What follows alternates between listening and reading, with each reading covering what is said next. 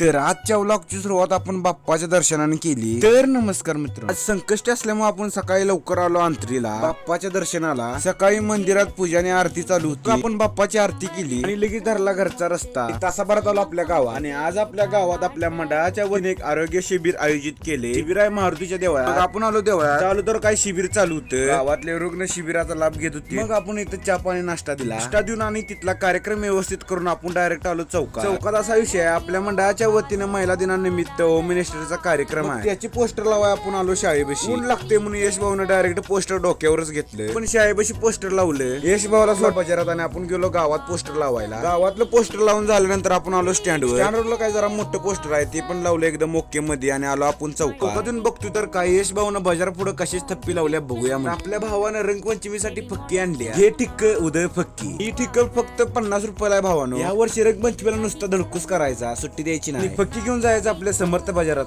आणि तुम्हाला फक्की मिळणार समर्थ बाजार, जय भवन चौक, येडीनी पाणी।